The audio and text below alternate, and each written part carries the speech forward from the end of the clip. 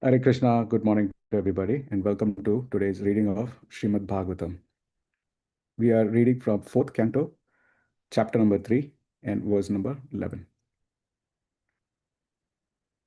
Om Jnanatimrandasya Jnananjana Shalakaya Chakshurunmilitam Yena Tasmai Shri Gurave Namaha Namom Vishnupadaya Krishnaprasthaya Bhutale Srimate Bhaktivedanta Swami Niti Namine Namaste Saraswate Deve Gauravani Pracharine Nirvisesha Shunyavadi Paschatya Deshatarine Jai Shri Krishna Chaitanya Prabhu Nityananda Shri Advaita Gadadhara Shivas Adi Gaura Bhakta Vrinda Hare Krishna, Krishna Krishna, Hare Hare, Hare Rama, Rama Rama, Hare Hare.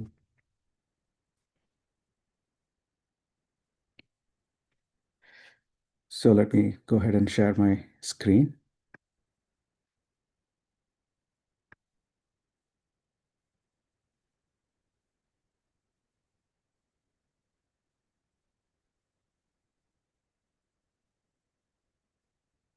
Om Namo Bhagavate Vasudevaya. Om Namo Bhagavate Vasudevaya. Om Namo Bhagavate Vasudevaya. त्वय्येताद् आश्चर्यम् अजात्ममयया विनिर्मितं भागति गुणत्रयात्मकं तथापि अहं योषित् अतत्त्वविच्यते धीना दिदृके दिदृक्षे भव मे भवक्षितिम्. Synonyms, word to word meanings. Tvai, in you. Etat, this. Ashcharyam, wonderful. Aja, O Lord Shiva. Atma Mayaya, by the external energy of the Supreme Lord. Vinirmitam, created. Bhati, appears. Gunatrayatmakam, being an interaction of the three modes of material nature. Tatapi, even so. Aham, I. Yoshit, woman. Atatvavit, not conversant with the truth. Cha, and. Te, your. Dina, poor. Didrikshe, I wish to see. Bhava, O Lord Shiva. May, my. Bhavashitim, place of birth. Translation by His Divine Grace, A.C. Bhaktivedanta Swami Srila Prabhupada. This manifested cosmos is a wonderful creation of the interaction of the three modes, three material modes, or the external energy of the Supreme Lord. This truth is fully known to you, yet I am but a poor woman, and as you know, I am not conversant with the truth.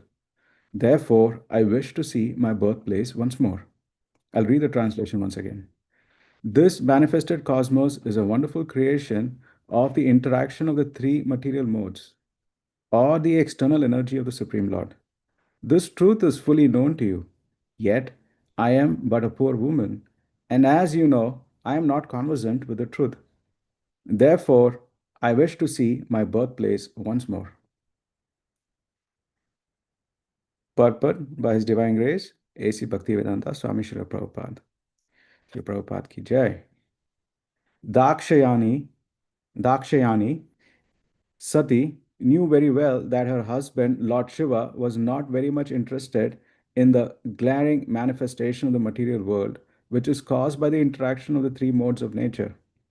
Therefore, she addressed her husband as Aja, which refers to one who has transcended the bondage of birth and death, or one who has realized his eternal position.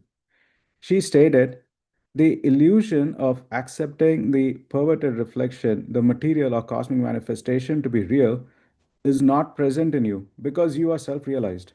For you, the attraction of social life and the consideration that someone is father, someone is mother, someone is sister, which are illusory relationships, is already over. But because I am a poor woman, I am not so advanced in transcendental realization. Therefore, naturally, these appear to me as real. Only less intelligent persons accept this perverted reflection of the spiritual world to be real. Those who are under the spell of the external energy accept this manifestation to be fact, whereas those who are advanced in spiritual realization know that it is illusion. Actually, reality is elsewhere in the spiritual world. But as far as I am concerned, Sati said, I do not have much knowledge about self realization. I am poor because I do not know the actual facts. I am attracted by my birthplace and I want to see it. One who has attraction for his birthplace, for his body, or for such items mentioned in the Bhagavatam is considered to be like an ass or a cow. Sati might have heard all these many times from her husband, Lord Shiva. But because she was a woman, Yoshit, she still hankered after the same material objects of affection. The word Yoshit means one who is enjoyed. Therefore, woman is called Yoshit. In spiritual advancement, association with Yoshit is always restricted because if one is like a play doll in the hands of Yoshit, then all his spiritual advancement is at once stopped. It is said, those who are just like playthings in the hands of a woman, Yoshit Krida Mrigeshu, cannot make any advancement in spiritual realization. Jai. It's a very nice, beautiful purport, very nice verse, and um, very relevant to where we are. I'll just provide a brief of where we stand. So, last chapter in the fourth canto, chapter number 2, which was titled as Daksha cursing Lord Shiva, we saw that Daksha felt insulted um, by Shiva not um, offering him the respects as he entered the sacrificial arena. And so he gave a piece of his mind, and he left after that, angry, very angry, feeling insulted by his son-in-law, Lord Shiva. And then we also saw the next couple of verses where we have Nandishwara, Nandidev, who um, again feeling very attached to his master, Lord Shiva. He curses Daksha and also all the brahmanas who are assembled at the sacrificial arena. And then we have Brigumuni counter cursing. And so, this cursing and counter cursing um, happens. Shiva feels frustrated and he leaves the sacrificial arena too. But then, nevertheless, the yajna, the sacrifice, still proceeds and concludes. So that was the end of that in the previous chapter. And since that fiasco, these ill feelings nevertheless still existed between Daksha, more so from Daksha's side, because again, Lord Shiva is transcendental. And so this tension or ill feelings has been persisted now for quite some time. And so in this particular chapter, Maitreya is again narrating to Vidura about another sacrifice that is happening, that is organized by Daksha, Prajapati Daksha. And again, because of this uh, tension or ill feelings in the heart, Lord Shiva is not invited.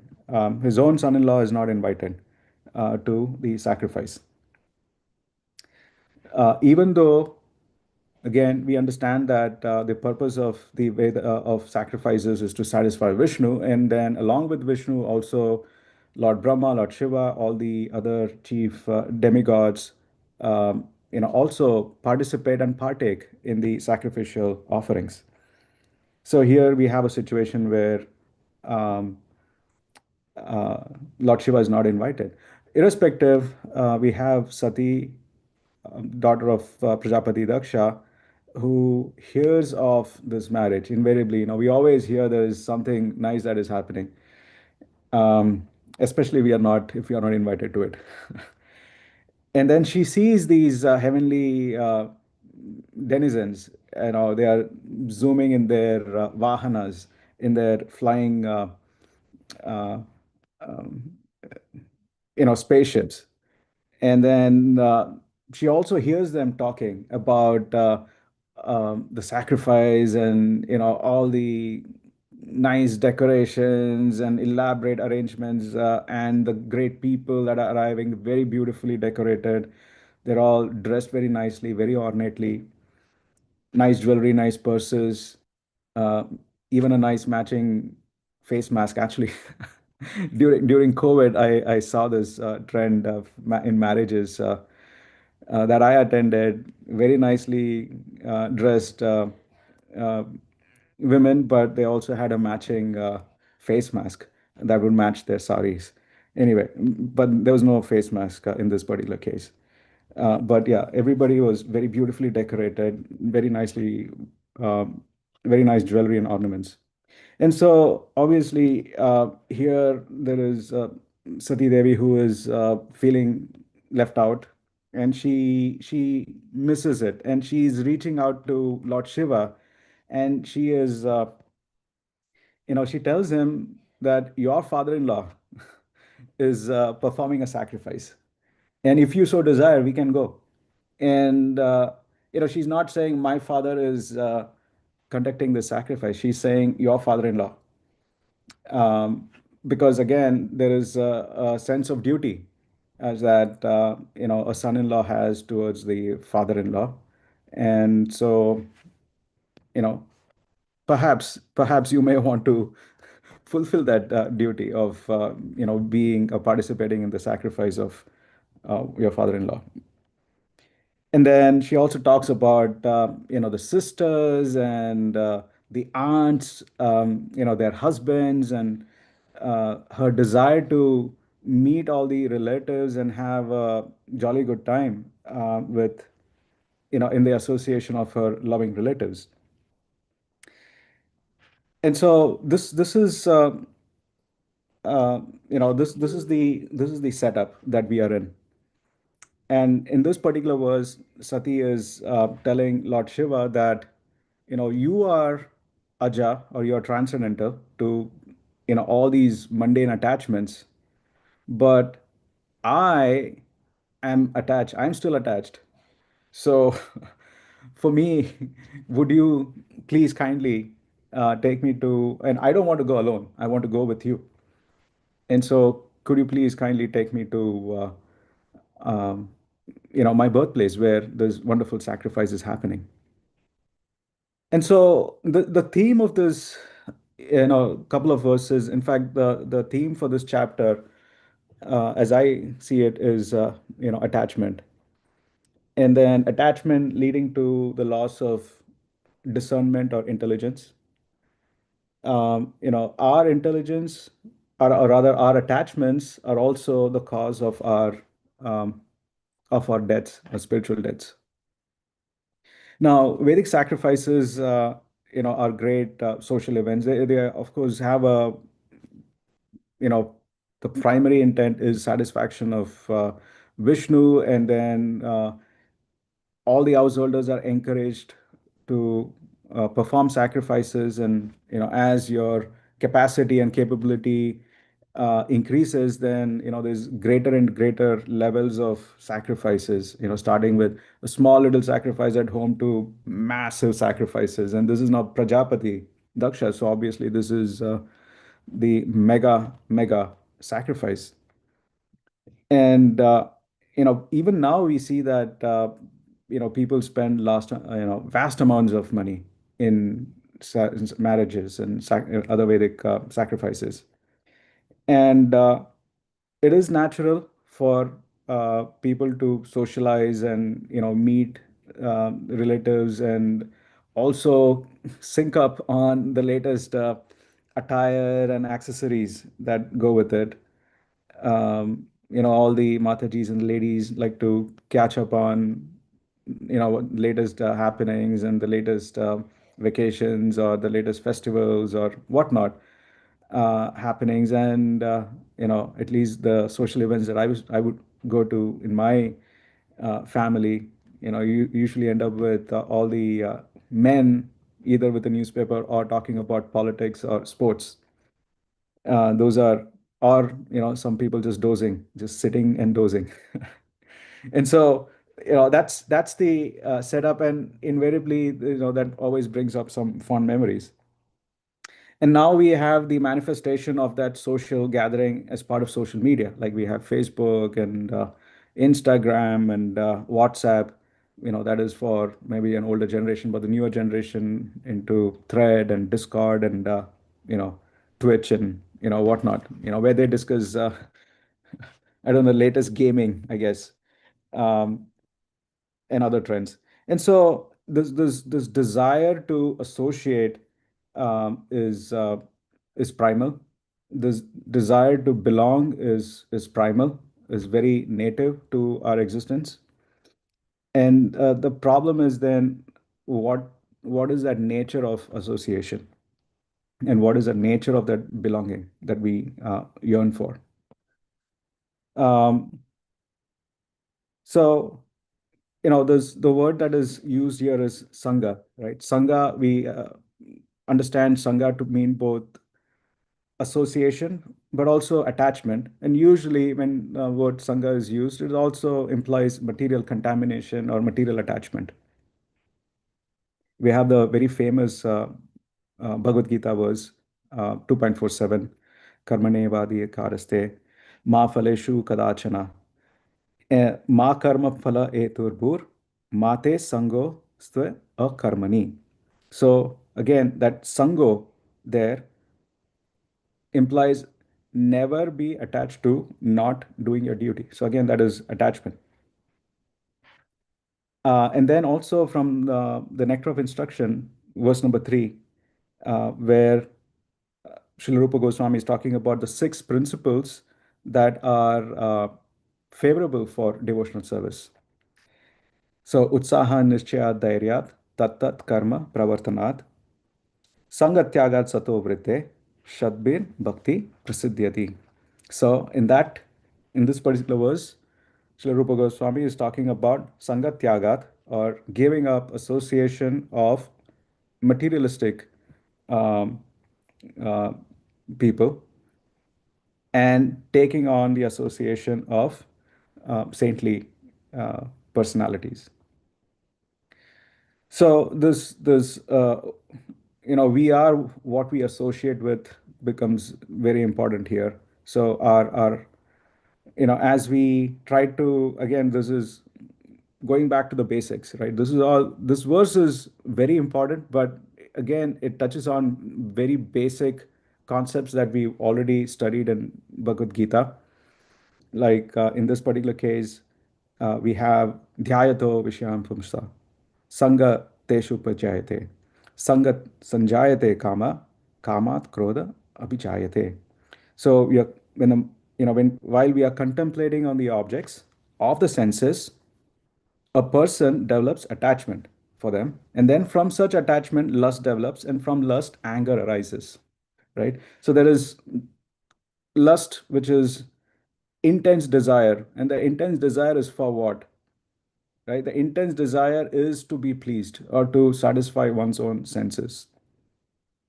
And then when that satisfaction is not met, then and that satisfaction can be both gross or subtle, right? It can be at ego, like I want to be respected, and if I'm not respected, because guess what, I am Prajapati, or I am the president, or I am, just put whatever title you want to put there, or I am a devotee with a tilak and a dhoti, and yet this person is not respecting me.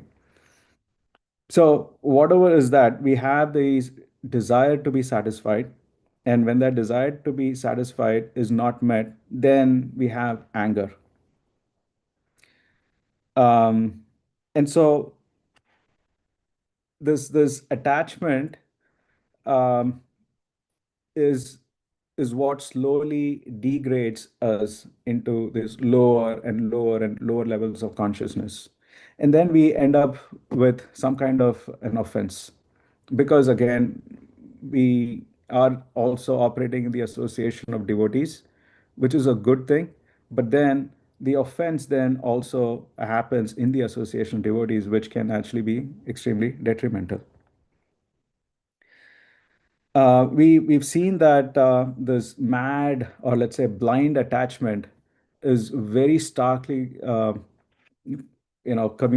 made a present or made presented in Mahabharat with King Dhritarashtra.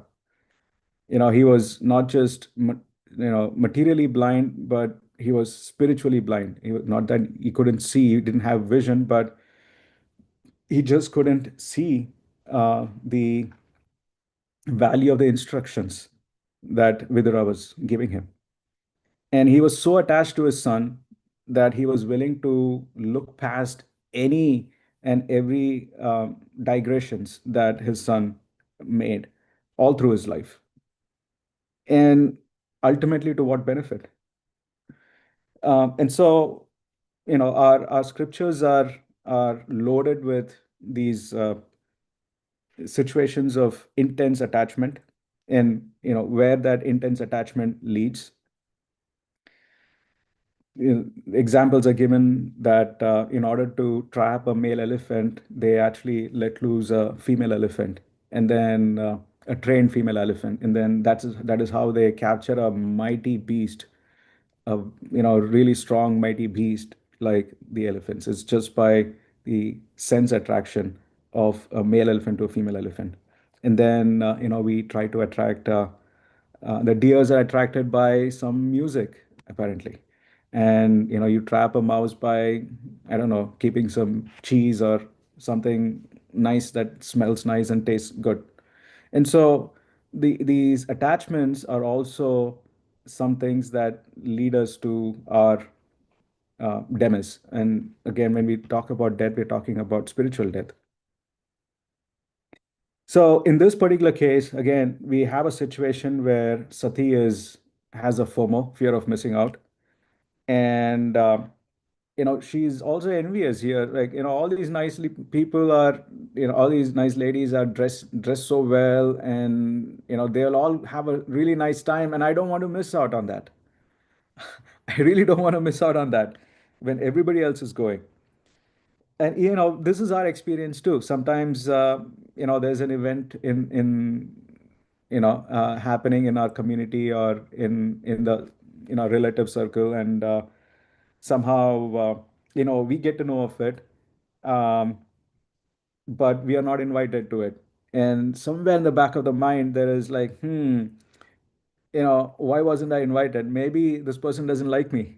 And then the mind starts to play, um, uh, and then it keeps building to an extent now that I have now developed deep inimical uh, sentiments towards that family or that particular person. Why wasn't I invited when everybody else is invited, and I'm this respectable person here? What harm have I done? And so now that seed is planted in our hearts, and every time we interface with that person, that seed gets watered little by little by little, and it comes out in terms of words, and then finally, it initially was a thought, then comes in terms of words, and then in terms of actions.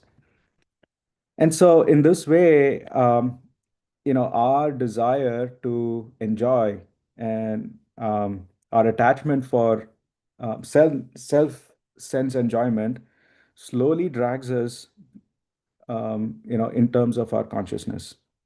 And the antidote to that uh, is intelligence, is having the right um, association.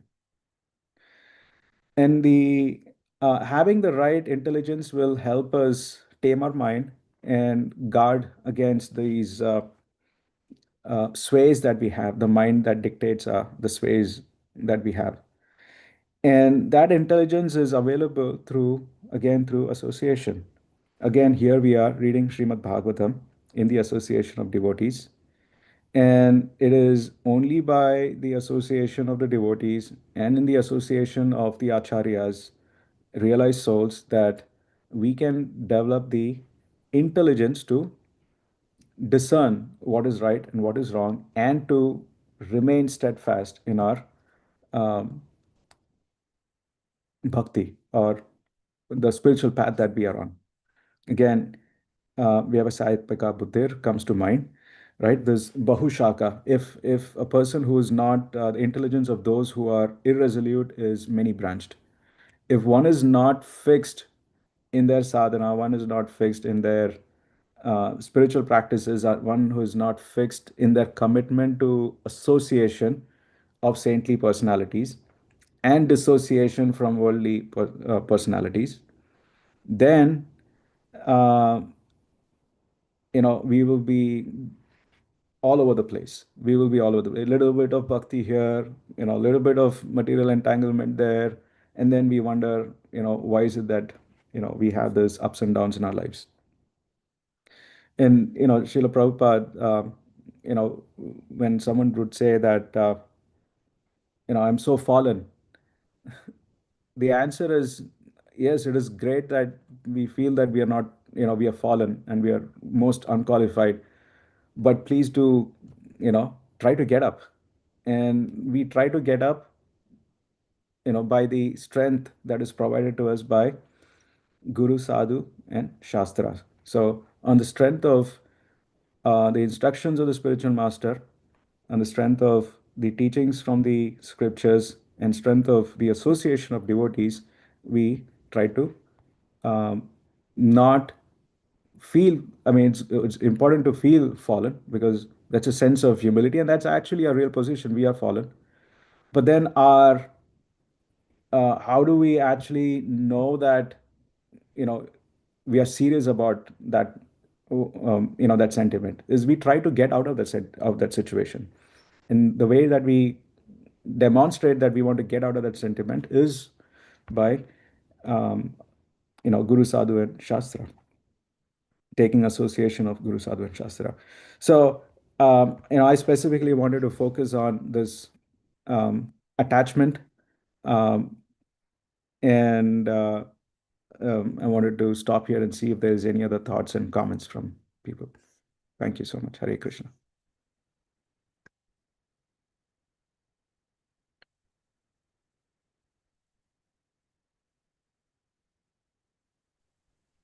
Hare Krishna, Prabhuji, Dandavat Pranam. Yeah, very nice lecture for your saying about so many qualities of Sati, and the part where she says that Shiva is Aja and she is born. So is it the relation like whoever takes the birth has all these qualities because Uh, they are having the birth and they are bound to have these karmas? well, A is, we have to understand in this particular case, the position of Lord Shiva and Lord and Sati is, Sati. again, we understand their elevated personalities, right? Mm-hmm. Uh, but here, Srimad Bhagavatam is using this as an example to showcase the our situation, where we are bound by these three modes. And in the and in this, as we are entangled in these three modes, we end up with decisions. We end up making decisions that are counterproductive to ourselves. And so, yes, as we when we take birth, um,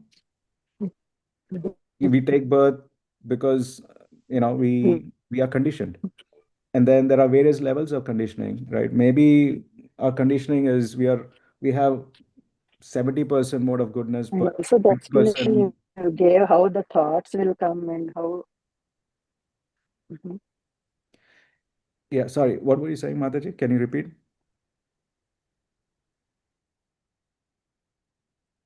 Oh, I think we lost her.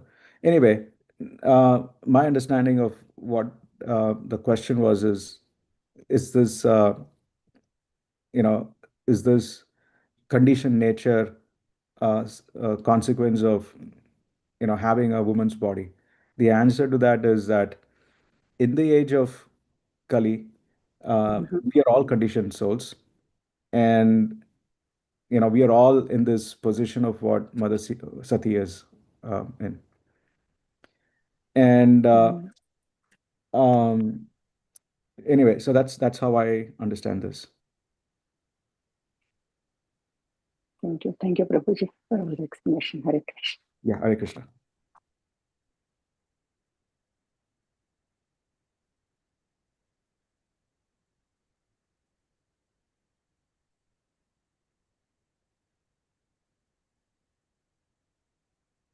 Well, another thing is, like I mentioned before too, it is important to acknowledge one's position as fallen and as conditioned, like Mother Sati is doing here. She's being very humble. She is acknowledging her attachments. She's not trying to portray herself as Aja, somebody who's transcended. She has these feelings in her heart, and she is communicating that feelings very clearly to Lord Shiva, her husband, uh, her master, and that's how those are all the, let's say, the good parts of what where we are also is, yep, we have these attachments, and we confide with whoever is close, maybe our spouses or to our spiritual mentors or a spiritual master about the attachments that we have. Those are all good steps. But then, what is the next step, right? That is what determines what whether we are determined to move in the path of our attachments and degrade ourselves, or we are really serious about getting rid of the attachments and transcending the modes. And so again, the positive aspects here is being true to oneself, being true of one's own position, and confiding in a higher spiritual authority. But then what happens after that is what really determines the true intentions and the true um, commitment. So that's another part that I wanted to, at least that's one thing that um, I realized as I was reading this. Yeah, sure, Prabhuji. Hare Krishna. So much nice Yeah. explanation. And you said the thoughts and how it manifests into words and actions also. So, because you are trained and so that you can go through the thoughts and the process and how to control. But some people, even they don't even think and even speak, that can directly go to the final thing like actions only. That's what I feel. When you do the screening, maybe it will be easy, but the people are even not trying to screen like that. Whatever comes in their way, they just react immediately. That's Yeah, it also a happens. nice It point. happens, Yeah, happens with ourselves, happens even in devotee circles. It's and that is why we are associating with these shastras, and also we associate with devotees who are on that platform, right? On Not on that reactive platform, but they are transcended the modes, and they are able to, we learn to, how do we create this wedge between an action and a reaction. So how do you ensure that you give your intelligence um, to play a part and not just get carried away by emotions and mind?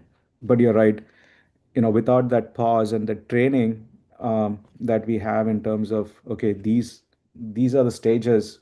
Without that training, it becomes very challenging to have a well thought out response. We just react. So yeah, thank you for sharing that.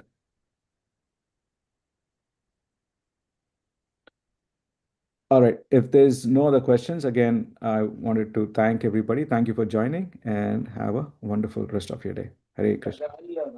Hare Krishna, Vanchata Prabhuji. Yeah, thank you. Krapa Sindhu Pevacha Patitana Bhavanebhyo Pyo, Vaishnavebhyo Namo Vaishnavabhyo, Namo Namo Namaha. Koti Vaishnava Mandir ki Jai. Hare Krishna.